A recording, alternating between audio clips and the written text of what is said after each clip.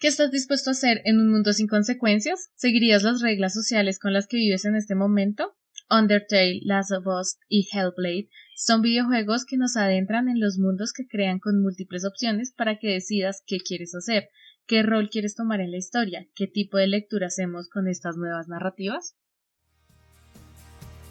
Bienvenidos, esto es Taza de Tinta, un podcast de literatura y conversaciones sin tapujos al vapor de una buena taza de café. Así que preparen su bebida favorita y comencemos. Hola, ¿cómo están? Y recuerden que este es un podcast para hablar de libros entre amigos. Yo soy Mafe. Yo soy Diana. Y yo soy Daniel. Y nosotros somos tres amigas profesionales en estudios literarios con distintas perspectivas en el campo literario y editorial.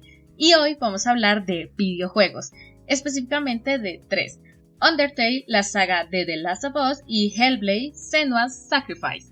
Y por esa razón hoy traímos a un experto en el tema que ha estado trabajando todo este tiempo en su tesis, Andrés Díaz. Hola, muy buenos días a todas, a todos, espero que estén muy bien. Bueno, mi nombre es Andrés, soy estudiante de licenciatura en Humanidades y Lengua Castellana de la Universidad La Gran Colombia en la jornada nocturna y pues actualmente estoy trabajando en mi tesis de grado, la cual tiene que ver cómo se leen los videojuegos en este caso. Dejaremos una amplia biografía de Andrés en nuestra página web, para que conozcan a fondo su trayectoria, su trabajo y su pasión por los videojuegos. Recuerden seguirnos en su distribuidora de podcast favorito, nos ayuda muchísimo para que más personas nos descubran. Y sin nada más que agregar, comencemos.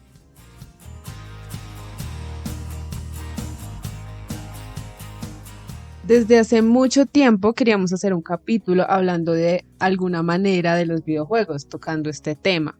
Pero no somos lo suficientemente gamers para hacerlo, así que aprovechamos la oportunidad de poder conocer a Andrés en el coloquio de literatura de la Javeriana y aquí está con nosotros para traer todo su conocimiento.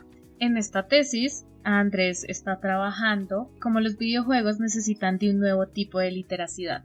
Suena un poquito raro, suena un poquito complicado, pero aquí se los vamos a explicar con todo detalle y con la experticia de Andrés, que viene trabajando este tema a partir de tres videojuegos: Undertale, la saga de The Last of Us y Hellblade: Senua's Sacrifice. Esperamos que ya conozcan estos videojuegos y si no, dense una pasadita por ahí en YouTube, encuentran buenos gameplays y si no, pues dense la oportunidad de experimentarlos por ustedes mismos. Sin nada más que agregar, presionen Start y vamos con la discusión.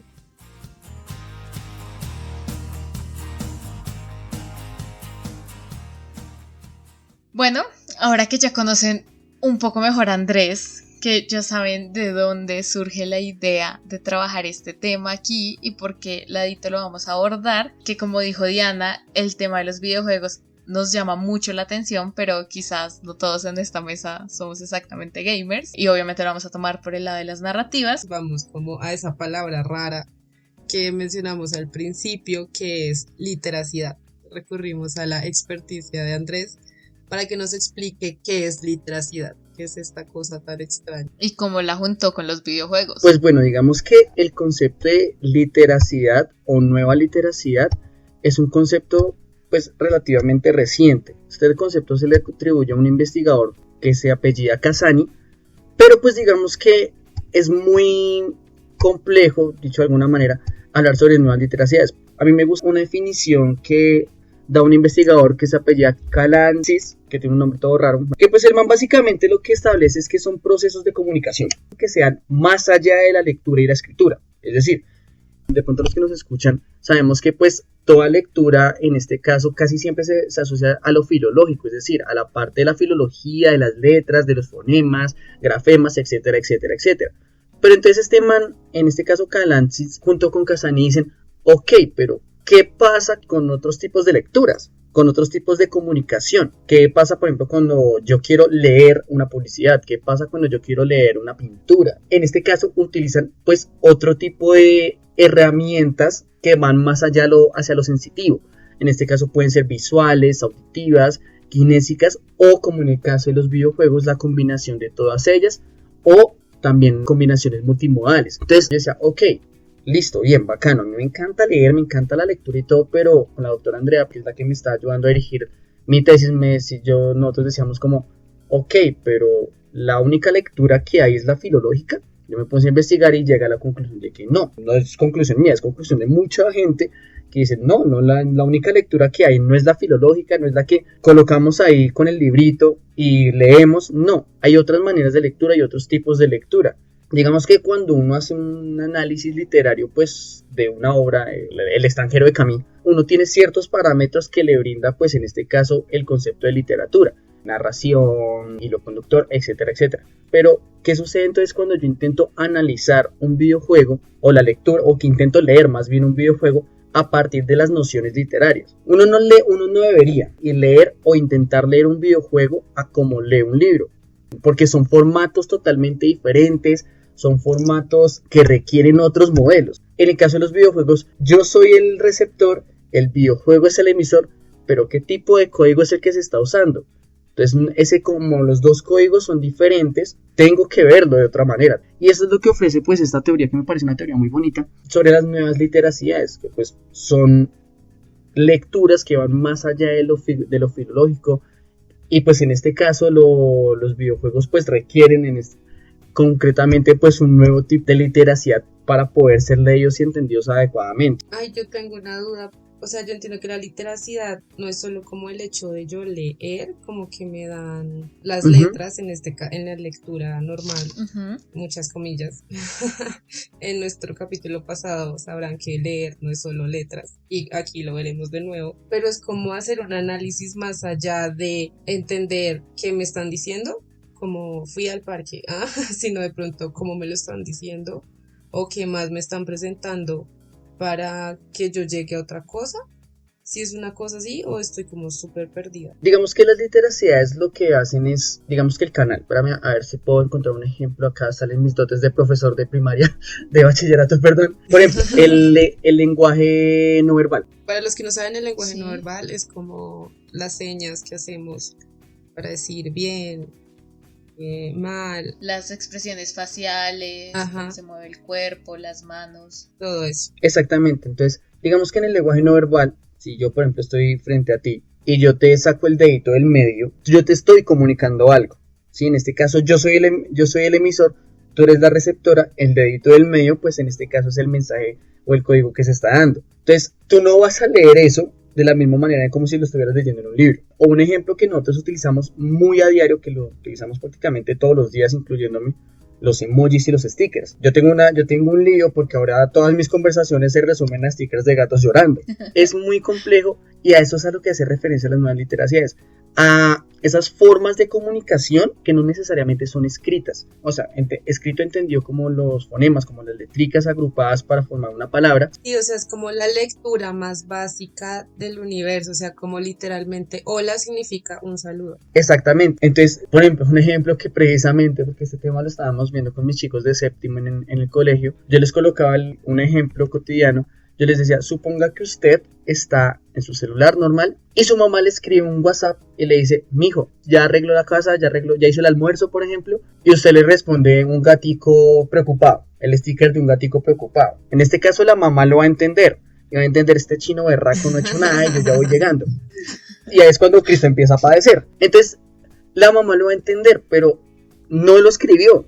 Sí. El hijo no le dijo, oh madre querida, qué pena contigo. Lo que pasa es que estuve muy ocupado ilustrándome en mi celular a través de TikTok y por eso no pude hacer la comida, sino que simplemente se resume en un sticker de un gato llorando o un gato preocupado. Entonces, las literacidades hacen referencia precisamente a eso, a esas formas de comunicación que pueden ser visuales, auditivas, kinésicas, por ejemplo, el ejemplo del dedito del medio, o la combinación de todas ellas, como pueden ser los textos multimodales, que en este caso en los textos multimodales entran los videojuegos. Además, pues creería yo, esto ya es como a mí me gusta decirlo, como una paja mental mía, creería yo que lo más cercano hasta cierto punto en las formas de arte más convencionales o las clásicas, dicho de alguna manera, de las artes mayores, lo más cercano a los videojuegos es el teatro. Eso es lo que vamos a ver un poquito más adelante con el teórico desde cual parte todo esto, que es Robert Jauch.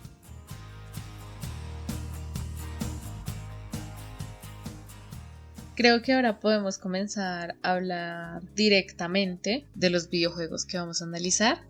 Under the Tale, la saga de Last of Us y Hellblade. con cuál les gustaría comenzar.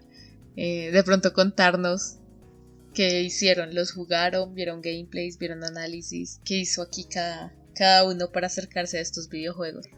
Bueno, Andrés nos mostró unos videos de este periodista Dayo haciendo el análisis de cada uno de los videojuegos. Yo intenté ver gameplays, pero no. ya no puedo, no sé. O no encontré alguno que me gustara, porque a mí me gusta ver gameplays, pero esta vez no encontré. Entonces mi acercamiento fue con estos análisis de los videojuegos. Todos los links se los dejaremos también en la página web para que puedan ir allá a verlos. A ver, Dani, ¿a ti cómo te fue? ¿Qué hiciste? ¿Los jugaste? No, mi computador no me da para jugarlos, tristemente. No tengo una máquina para poder jugarlos. Aunque Undertale sí tal vez sí, el más cercano. Undertale corre en una tostadora. Sí, en una calculadora, o sea, se puede correr en cualquiera.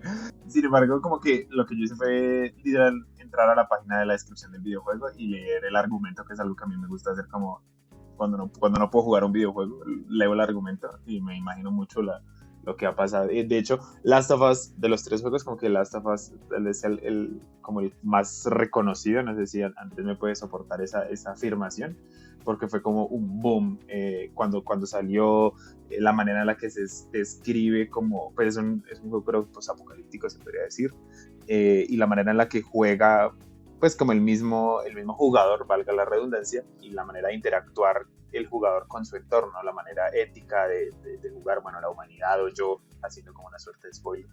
Y pues que además no es un juego que se restrinja, creo yo, únicamente a la historia, sino que las misiones secundarias, por decirlo así, o las capacidades que tiene el jugador al interior de la narrativa son hartísimas. Inclusive creo que en el último se puede tocar guitarra, algo así, hay como una modalidad de eso.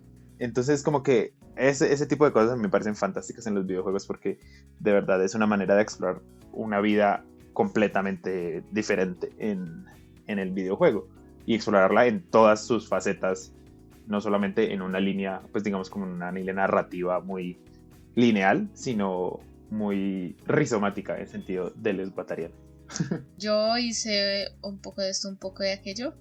Entonces vi los videos que Andrés nos compartió, pero también busqué gameplays. Me gustan mucho los gameplays, pero personalmente no he jugado videojuegos en sí. En algún momento intenté aprender con Halo, pero me asustaba mucho y no lograba terminar nada. Solo gritaba y era como ¡ah! Y Halo, y bueno, en particular este tipo de videojuegos no son de los que puedes espichar todos los botones y ya, como, no sé, Street Fighter, Mortal Kombat, sí, o sea, todos los de peleita, tú simplemente espichas todos los botones y tienes la posibilidad de ganar. Yo no, con estos no, entonces nunca lo logré, pero como si me gustaban los videojuegos, seguí consumiendo gameplays, así que eso fue lo que hice para esta ocasión. Aunque The Last of Us lo conocía pues hace resto, como dijo Dani, en su momento cuando salió hubo un gran boom, así que habían muchísimos gameplays sobre este videojuego. Y de ese mismo estilo y por esas mismas épocas terminé consumiendo gameplays de Beyond Two Souls, Life is Strange, así como estas historias en donde debes tomar ese video decisiones. Sí, creo que solo tiene como un final feliz, el resto todos son tristes. Entonces esa fue como mi acercamiento. Me pareció muy chévere. Es que The Last of Us, como ya lo conocía, volver a verlo fue como medio nostálgico. Hay algo que mencionaba Daniel que es importante, que es una escena de Last of Us 2, que es una escena totalmente opcional de The Last of Us 2. Pero bueno, ya que estamos hablando de The Last of Us 2, pues hagámosle con The Last of Us 2. Pero antes de iniciar es necesario entender algo teórico. Y es que, pues bueno, todo esto parte desde, como yo lo había dicho, desde un crítico, escritor y teórico literario, que estoy seguro que de pronto ustedes lo han escuchado, que se llama Robert Jauss. Él tiene una teoría que me parece muy bonita, que es la teoría de la experiencia estética, que básicamente lo que dice es todo lo que hemos venido discutiendo ahorita. Y es que pues la percepción y por ende la experiencia que tiene el receptor de una obra artística no solamente va a depender de sus factores emocionales o intelectuales. Es decir, no solamente va a depender de si yo estoy triste en ese momento o qué tanta academia, muy entre comillas, yo tenga yo tenga interiorizada, sino que va a depender también de otros factores como los culturales, los socioeconómicos e incluso, muy curiosamente, uno diría que no, los factores biológicos. Además de eso, pues el man dice que la percepción de una obra, sea la que sea, es única e irrepetible. Si yo voy a ver Romeo y Julieta, una obra de teatro, esa vez la voy a percibir de una manera diferente. Pero si la voy y veo la obra entusado, pues la voy a percibir y voy a tener una experiencia diferente con esa obra. Entonces esto es más o menos de manera muy resumida y concreta de lo que habla Jaws. Además, pues hay que entender algo, y es que los videojuegos, por el tipo de formato en el que están, no son textos pasivos. ¿A qué me refiero? Dayo, precisamente, que es el que ustedes han mencionado ahorita acá, establece que los videojuegos son un sistema que permite una interacción reglamentada, y esto es importante entenderlo con dos conceptos que son primordiales en el desarrollo de videojuegos, que son la proceduralidad y el gameplay. Es muy sencillo. Básicamente la proceduralidad son las limitantes que establece el desarrollador, en este caso que las personas que hacen el juego, al jugador. Y asimismo son las reglas del entorno virtual.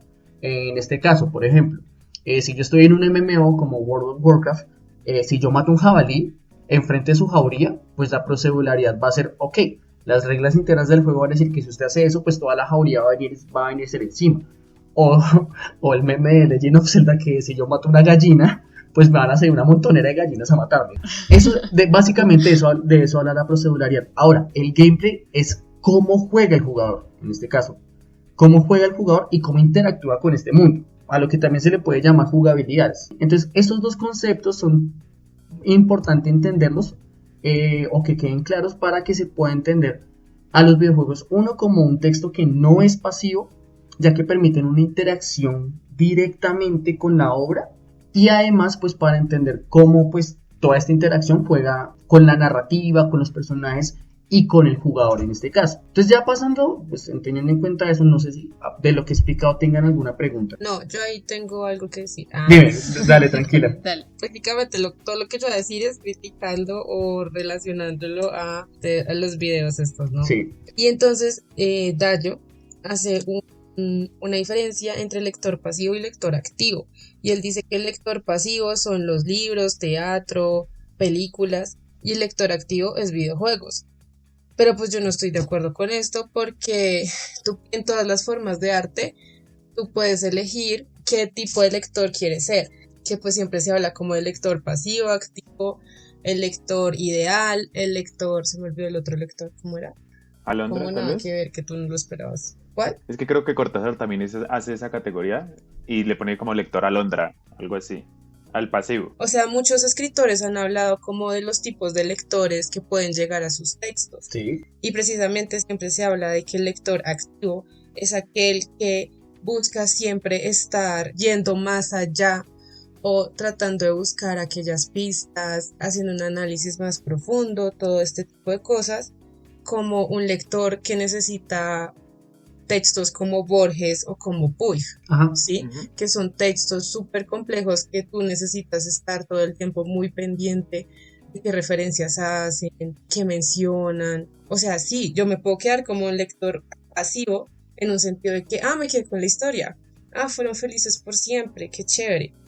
Pero pues no, o sea, entonces, como que esa diferencia de que el lector pasivo activo es literalmente como el que puede decidir sobre la historia, pues uno también lo puede hacer en un libro, con un texto o con una película.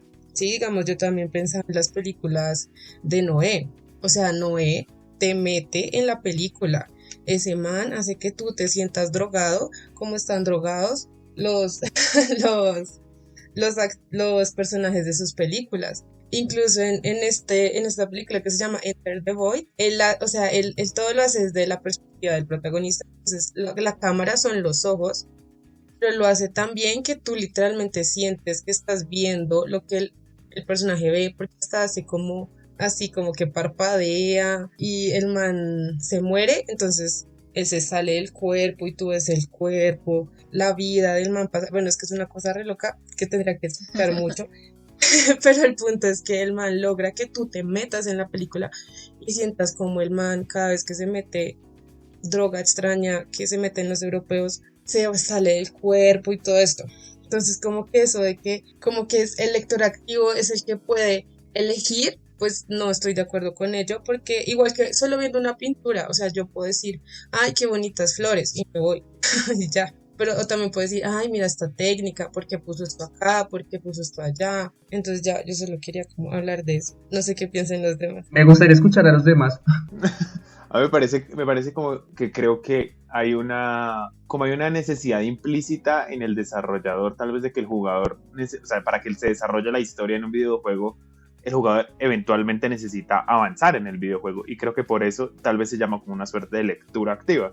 Yo concuerdo con Diana que uno como lector a veces, o digamos con ciertos autores, uno necesita ser muy ágil y muy astuto para encontrar cierta línea conductora que lo permita a uno ubicarse dentro del texto, como en el caso, volviendo, como Borges o como Puig o como Cortázar inclusive, que ahorita yo estaba pensando, pues Rayuela probablemente sea uno de los ejemplos más clásicos de un lector que tiene una capacidad de decisión a la hora del texto. Sin embargo, pues uno como lector clásico, por decirlo así, de un libro de literatura normal, si uno entra a escuchar y a ver la historia, cuéntame la historia, que hacemos un pacto aquí, lector, en donde yo voy a creerme lo que tú me dices con tal de que me cuentes el final. Hay una categoría específica de los videojuegos que son los sandbox, en donde el jugador literalmente puede vivir lo que quiera y no hay una, pues, o sea, no hay una necesidad de que la historia avance. Pues GTA V es uno de los mejores ejemplos, en donde tú puedes literal vivir lo que tú quieras sin necesidad de hacer más allá de 2 misiones o 3 misiones. Exactamente.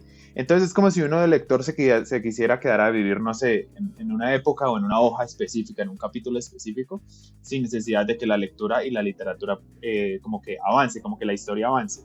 Entonces en ese caso sí me parece interesante como analizar ese tipo de múltiples literariedades que se dan tanto en la literatura como clásica, como en esta nueva narrativa que es la de los videojuegos, que es una narrativa, creo yo, mucho más como que explota los límites de la imaginación. Y yo creo que, o sea, ahorita hay muchos escritores que están haciendo arte, están haciendo textos de esta manera y creando este tipo de narrativas en donde el jugador pueda elegir, en donde el jugador pueda haber capacidad de decisión, capacidades éticas, que era una de las cosas que vamos a hablar. Me parece interesante como esa manera bilateral de analizarlo, porque es no solamente que, bueno, entonces ahora los videojuegos tienen otra narrativa, sino bueno, cómo la literatura clásica puede servirse de los videojuegos para crear otro tipo de... Claro, yo entiendo totalmente esto, pero a mí me parece que ahí es importante lo que mencionabas del pacto con el lector.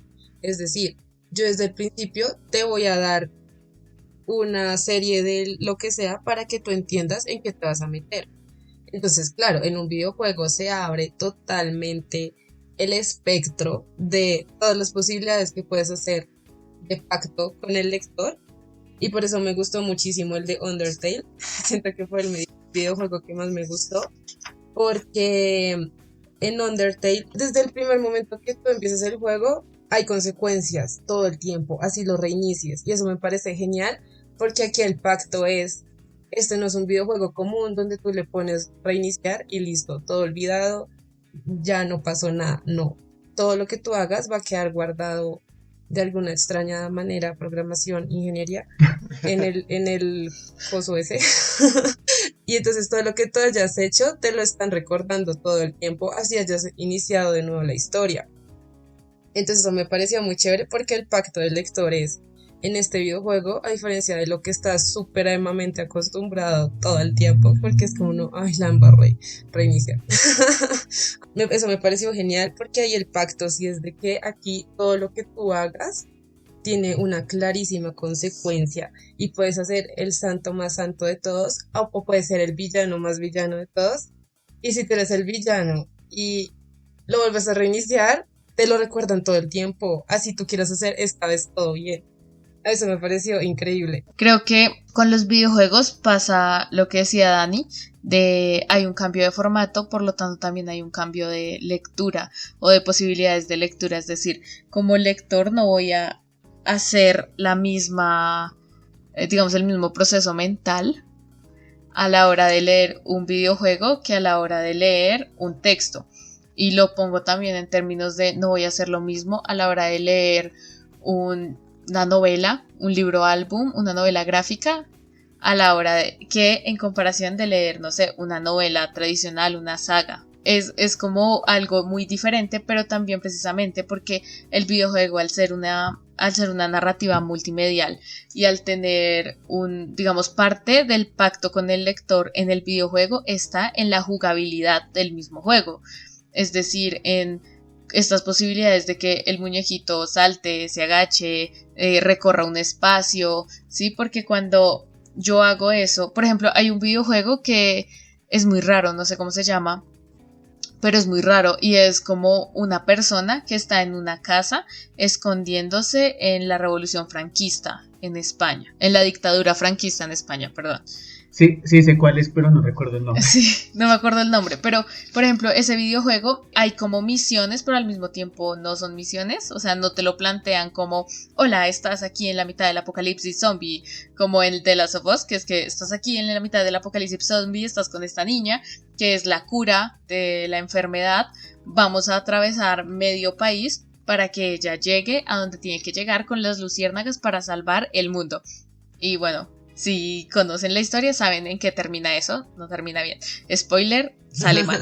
Entonces, en cambio, en este otro videojuego no tienes exactamente esas misiones así como un dictamen, como por ejemplo en Among Us, que es como tienes que ir a arreglar esto, tienes que ir a arreglar esto otro, tienes que ir a hacer esto en el puesto de control 1, tienes que, no, ni en una narrativa, sino es más como que estás ahí en la casa y estás como explorando la casa e intentando descubrir lo que pasa y cómo sobrevivir a la dictadura dentro de la casa, ¿no? Entonces esas jugabilidades son diferentes, porque la jugabilidad que yo tengo en The Last of Us, donde puedo tomar decisiones, puedo pelear, puedo hacer esto y lo otro, pero me están guiando por una historia que, por ejemplo, The Last of Us no tiene varios finales, que sí pasa con otros videojuegos. En otros videojuegos yo sé que hay opciones de final, como por ejemplo Life is Strange. Es diferente las posibilidades que te plantea aquí. En cambio, yo como lectora, no sé si estoy leyendo a Borges. Sí, Borges tiene muchos juegos, esconde muchas cosas, tengo que estar atenta a las pistas, a las referencias, a las notas al pie de página,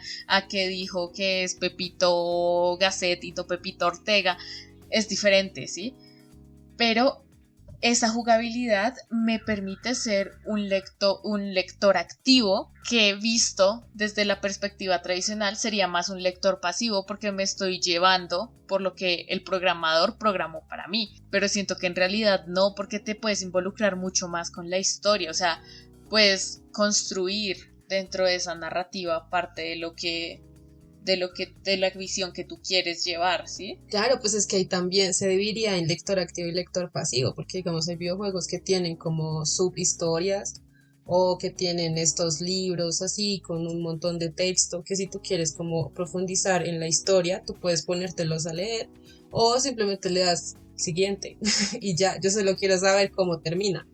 Entonces ahí, de nuevo, lector pasivo, mi punto es como que el videojuego no hace un lector activo, sino que en todas las formas de arte, y obviamente el videojuego es una, ahí están los dos. Sí, totalmente de acuerdo. Y también creo que algo a tener en cuenta con los videojuegos es que al ser multimediales tienen como muchas posibilidades en términos de abrir sus propias narrativas y su conectividad con el lector, que creo que es un proceso muy diferente.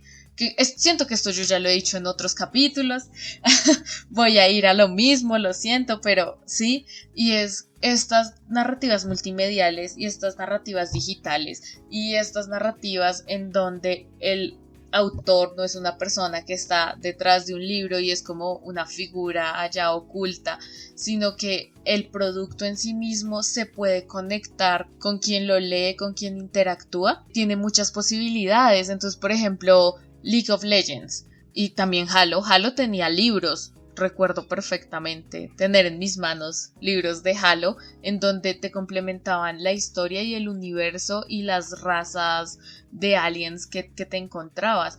Pero por ejemplo League of Legends tiene un montón de narrativas complementarias al videojuego en sí.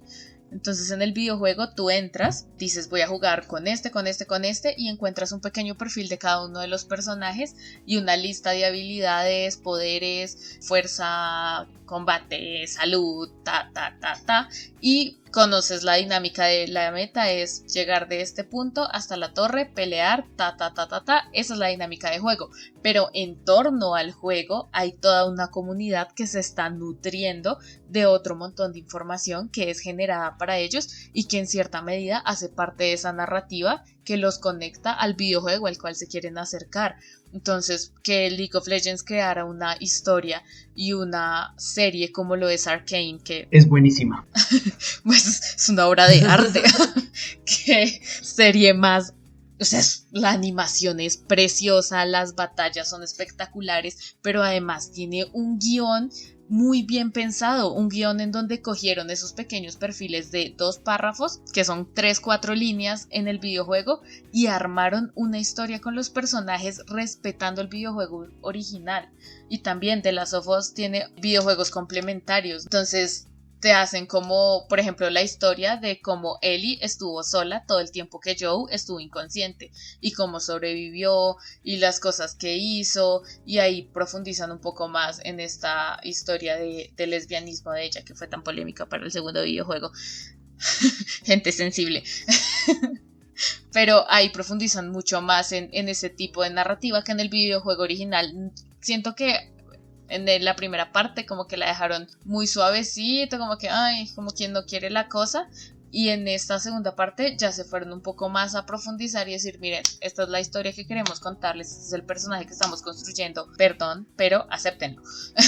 Pero ese tipo de cosas nutren muchísimo a la comunidad y nutren muchísimo al lector, claro, que se acerca al producto. Y eso es algo que a mí me parece que es muy valioso de las narrativas multimediales y que hace que uno como lector se convierta en un lector activo dentro de esa construcción, porque también las redes sociales generan un intercambio entre los creadores del videojuego y los jugadores del videojuego.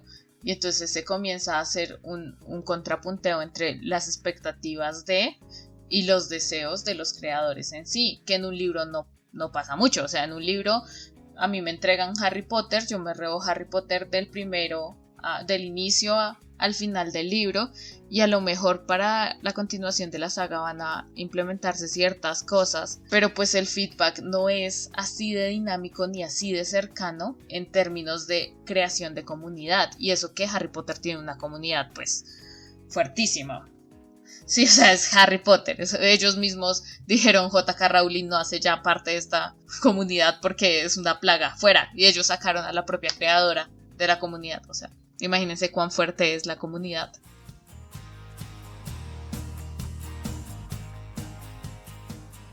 Hay algo que los videojuegos los diferencia de otros formatos, porque creo que la palabra correcta es formatos, y es que los videojuegos permiten hasta cierto punto ofrecen una mayor capacidad de inmersión. Pero ¿por qué se da esto? Digamos que todo esto se da a raíz de un elemento que muchas veces no se tiene en cuenta, y es el elemento del avatar. Es decir, no el elemento del avatar de yo voy, creo mi muñequito ahí, que también tiene que ver, sino que el avatar como jugador. El concepto de avatar, de avatar dentro del videojuego es una vaina muy rara. ¿Por qué? Porque algunas veces los videojugadores en su creación de personajes o de personalización se proyectan a sí mismos, pero no son ellos mismos. No sé si me explico. Entonces, el concepto es muy bonito porque es yo, Andrés, voy a meterme en el videojuego a través de mi avatar. Y es mi avatar el que va a hablar por mí dentro del videojuego. Y en este caso el avatar, como les dije, no es solamente el que yo voy, creo mi personaje, sino el avatar también es el personaje que yo controlo. En el caso de Last of Us, pues Ellie o Joel, Ellie para la segunda entrega, Joel para el primero. En Hellblade, Senua, ¿sí? Senua en esta entrega. Entonces el rol en este caso entonces del jugador no es un rol pasivo, o sea, no es que simplemente yo voy y me limito a hacer lo que, como decían acá, hacer lo que la jugabilidad me permita, sino que como yo tengo cierto control parcial, hasta cierto punto obviamente, de ese entorno virtual, que me lo da pues en este caso la proceduralidad y el gameplay, por eso yo les decía que es importante entender estos dos conceptos. Como yo tengo cierto control parcial dentro de este entorno virtual en el que yo me estoy desenvolviendo, pues mi interacción con este mundo, en este caso el mundo virtual, va a ser diferente a la de los demás. Entonces, por ello, pues, digamos que cada jugador, independientemente de que sean las mismas reglas, el mismo tipo de jugabilidad, la misma proceduralidad, las mismas reglas dentro del juego, pues va a experimentarlo de manera diferente, porque es que soy yo a través de este personaje o a través de este personaje que yo creo. Entonces, en ese caso, el jugador directamente no es el avatar, sino que es él mismo a través de. Ahí es importante la vaina del avatar. En la definición del avatar que tú dijiste, que es como que soy yo, pero no, o sea, soy yo a través de mi yo dentro del videojuego, pues en realidad uno sí tiene una capacidad de agencia dentro del videojuego, pero en realidad uno no está siendo uno mismo bajo estas leyes morales del mundo, ¿sí me entienden? Del mundo afuera en el que vivimos. Si uno está jugando bajo los preceptos morales que me dice el videojuego, y como están unos preceptos morales diferentes a los que yo vivo fuera del videojuego, entonces yo puedo hacer otras cosas que en un videojuego no haría. Yo me acuerdo, digamos, un videojuego que es tal vez uno de los pocos que ha sido como súper baneado y que le han dado como el Smash 21, que es el Manhunt, en donde tú tienes que obligatoriamente, para salvarte, tienes que matarlo a todos prácticamente, y es un parámetro, es un mundo que crea el desarrollador, el autor, por decirlo así como literario, en el que tú dices, eso es lo que yo tengo que hacer sí o sí, ¿sí? Eventualmente. Y aquí en ese juego hay menos capacidad de decisión, pero hay una ética hay una ética diferente a la ética que nosotros tenemos afuera, creo yo. No, claro, y es que como es un videojuego, pues normal, es un videojuego que me va a afectar a mí. El juego le dice a uno, ¿seguro? ¿Seguro que lo que usted está haciendo no lo quiere hacer simplemente porque es un videojuego?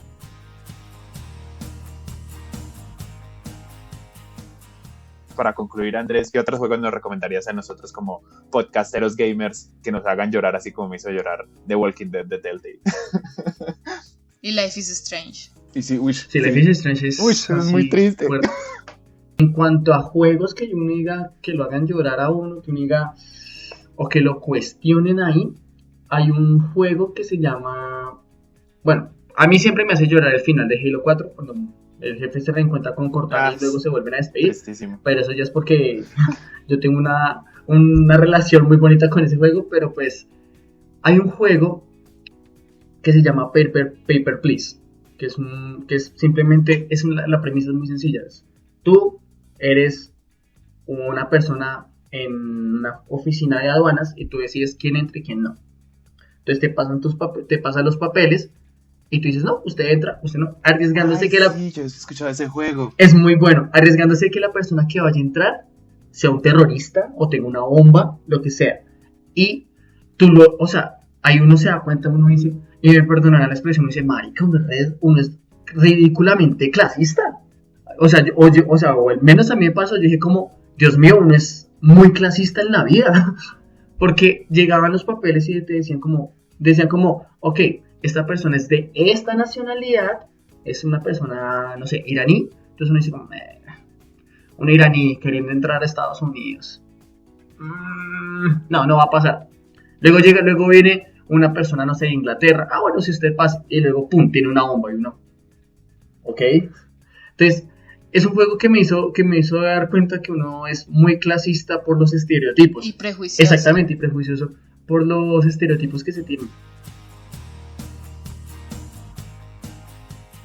Bueno, para finalizar este capítulo, me gustaría saber cuáles fueron sus pensamientos finales, como con qué se quedan de esta nueva experiencia de tener videojuegos que te permiten tener un papel más activo como jugador, como lector, y que además quieren hacer como una apuesta diferente hacia la narrativa que te cuentan a través de estas estrategias y jugabilidades que les permite la programación de videojuegos. No, a mí me fascina, o sea, el hecho de que tus acciones tengan unos efectos mucho más densos y profundos en las narrativas de los videojuegos me parece fantástico. Además que eso es muy retante para los desarrolladores.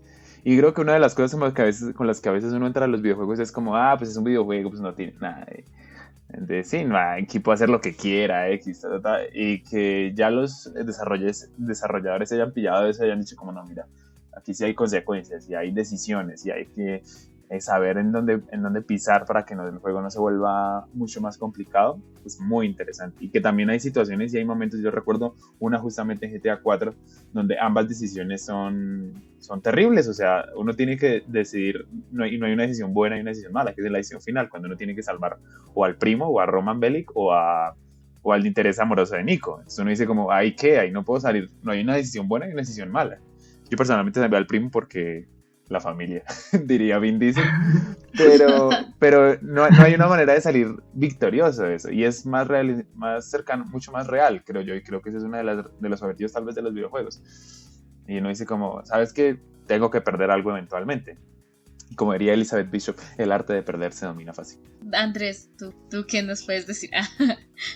Yo creo que los videojuegos, narrativamente hablando, es un escenario que hasta ahora se está viendo, ¿sí?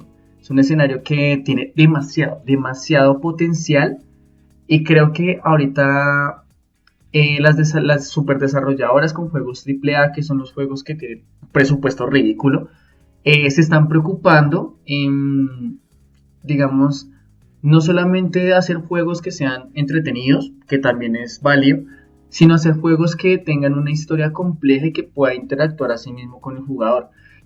Y además los videojuegos creo yo que ofrecen un espacio para contar historias de manera diferente, para contar historias de maneras poco convencionales. Yo no sé, yo lo estoy viendo así más o menos como una especie, no sé cuándo fue, pero la primera vez que se hizo la ruptura de la cuarta pared en el teatro o en el cine, yo lo veo más o menos por ese lado. Es algo muy inexplorado, pero que tiene muchísimo potencial si se sabe utilizar y si se sabe hacer. Además, pues aquí obras que en este caso pues son equiparables a grandes de la literatura, grandes del cine, y que tienen la capacidad para hablar de nosotros, de nuestra condición como seres humanos, de nuestra existencia. En The Last of Us, hablar sobre la venganza y qué tanto peso tiene la vida de una persona para quitársela, me parece maravilloso. En Hellblade tratar de ponernos en los zapatos de alguien que tiene esquizofrenia para poder entenderla, y así mismo poder hacer un mundo un poquito más ameno para ellos desde nuestra perspectiva, me parece algo muy bonito. O con Undertale, pues el hecho de que nuestras decisiones sí tienen un verdadero peso, por más mínimo que sea, me parece también algo que es válido rescatar. Y pues así como tengo ahí estos 3 ejemplos que los tomé para la tesis, hay muchísimos, y eso es lo que me parece más bacano, que no solamente son estos 3, sino que hay muchos se amontan, y estoy seguro que vendrán muchísimos más. Ok, yo también me quedo un poco con lo que dice Andrés, y me llama mucho la atención, me gusta mucho el cómo se está aprovechando esta oportunidad que representan los videojuegos en términos narrativos, en términos de entretenimiento, en términos de productos que se acercan a las personas y que les hablan a las personas, como una oportunidad para que experimentemos nuevas formas de ver el mundo, un poco como esta narrativa de la esquizofrenia de Under the Tale, que más allá de qué tan exitosa sea la narrativa, qué tan representativa sea de la esquizofrenia, qué tanta visibilidad de la esquizofrenia, sí creo que hace algo, y es sacarte de tu propia visión, de tu propia percepción, y te ponen era el de Senuas, te pone en los zapatos de otra persona, y de cómo un poco con ese point of view, te pone a cuestionarte tu propia realidad, y como lo hace Under the Tale, te pone a cuestionarte tu propia ética, y como lo hace The Last of Us, te hace preguntarte si yo estoy en este mundo en donde las reglas sociales ya cambiaron porque se fue todo la mondá. Entonces, ¿qué puedo hacer? ¿Cuál sería mi papel? ¿En dónde yo intentaría poner mi escala de valores, ¿no? Mi sistema de creencias.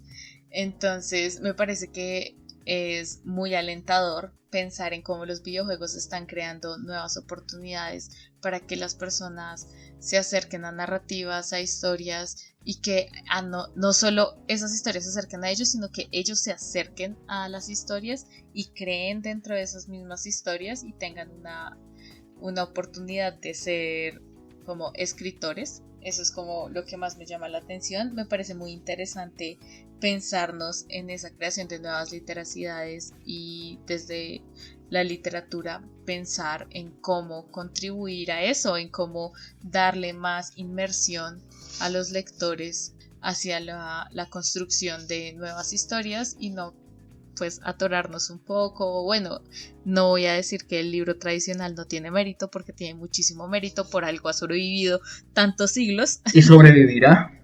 Y seguirá sobreviviendo, sino pensar en las oportunidades que se nos aparecen, que el videojuego no sea un enemigo del libro, sino un amigo de una nueva oportunidad de literatura, de una nueva narrativa, de nuevos lectores, de nuevas formas de contar historias, que es lo que al final del día hace la literatura: contar historias, hablar de sentimientos, contar nuevas realidades, buscar nuevas perspectivas. No, totalmente de acuerdo. Igual yo creo que los videojuegos llegaron para quedarse, y el hecho de que se cuente una historia a través de un medio digital multimodal, pues no va a hacer que el libro físico bonito de biblioteca, que me parece muy bonito también, desaparezca. Y lo que me parece muy bonito es lo que tú dices de que sean un amigo, sean compañeros que cuentan historias, que sean dos parceros que van y se toman una pola, un tinto, lo que sea, y se ponen a hablar. Eso me parece muy bonito. Sí, yo también estoy completamente de acuerdo con lo que dijeron. Yo espero que pues esto abra más formas de crear nuevas narrativas, de hacer inmersión del lector mucho más geniales, usando pues todo lo que ya solo las consolas, los celulares, bueno, como que uno ya literalmente te meten en el juego. Entonces sí, también me parece súper genial eso, que se sigan trabajando con estas tecnologías transmedia para poder pues seguir creando historias maravillosas de muchas maneras distintas, no solo con letras o con imágenes o visual, sino ya también empezar a usar todos nuestros sentidos, y claramente los videojuegos nos van a ayudar muchísimo a lograr esto.